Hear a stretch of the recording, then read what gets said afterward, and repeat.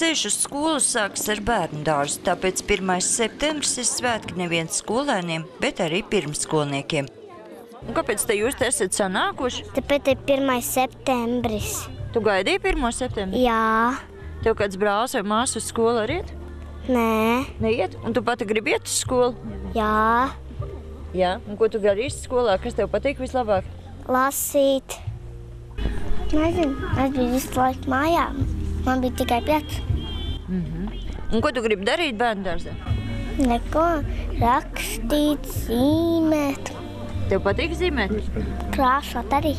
Svinīgais pasākums sagatavošanas grupa audzēkņiem, kad pie bērniem ciemos nāk burtu meitene, Kandavas Zīļukā jau ir sena tradīcija, bet allaž tas līdzi nes gan prieku, gan satraukumu. Kurš 1. septembris kā skolotājai jums jau ir? 40. Kāds sajūts? Šodien ir ļoti liels satraukums, jo jauni bērni, jauni vecāki, nevienu nepazīstu, pirmo reizi iepazīstamies. Bet ir tā svētku sajūta arī bērnu dārzā? Ir, noteikti ir. Bērnu, kam jautāt, vai jau pazīstat burtiņus, šogad ir ļoti daudz. Jau no mācību gadu Zīļukā uzsāks 113 5-gadnieki un 6-gadnieki. Demogrāfiskā situācija mūs droši vien skars mazliet uz priekšu, jo nesen vēl mums bija dārziņā liela rinda, bet patreiz šī rinda ir sarukusi. Statistika gan rāda, ka pagājušajā gadā, salīdzinot ar 2006. gadu, Kandavas novadā dzimstība samazinājusies par 47%. Mēs jau pat esam pieņēmuši tādu lēmumu, ka mums Kandavā nākošo gadu katrai ģimenītei, kurš Kandavā piedzims bērns un būs deklarējusies, būs 200 latu pabalsts. Vienreizējs pabalsts, jā, un tagad jau pat smējās tā, ka laikam būs jaunajām māmiņām jābrauc dzemdēt uz Kandavu. Šā gada pirmajos 9 mēnešos gan jau pieregistrēti 35 mazuļi, un tās liek nākotnē raudzīties cerīgi.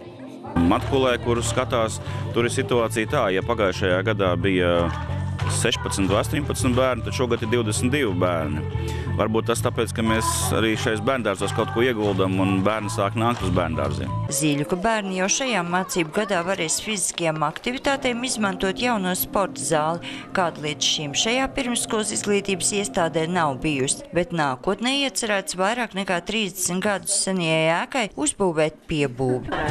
Nākotnē, jā, ir piebūve paredzēts, kad bērndārzam būs piebūve un būs arī tais vietās, varbūt tās, kur nav, kur ir tikai pirmais stāvs, tad būs arī otrais stāvs, tā lai bērndārs varbūt arī varētu funkcionēt ne tikai kā bērndārs, bet arī kaut kādām papildus nodarbībām. Mūsu pedagogi kopā pārnājot šo situāciju nonāca pie secinājuma, ka tas varētu būt bērniem ar valodas attīstības traucējumiem. Mēs taisītu piebūvi, jo šādu bērnu skaits ar katru gadu palielinās. Un šobrīd nav šāds? Patreiz mums arī apmeklē dārziņu bērni ar valodas attīstības traucējumiem, bet viņi ir klāt pie pareizi runājošiem bērniem, ja tā var teikt. Jā? Bet tāpat ar viņiem strādā logopēds. Bet ja mēs izveidojam piebūvi, tad mēs varam dabūt valsts finansējumu. Un tas arī liels atsvars ir pašvaldībai. Šajā mācību gadā Zīļukā ir 12 grupiņas, no kurām 5 mācīsies 5-gadnieki un 6-gadnieki. Sandra Leitāna, Andris Pāns, TV Spektrs.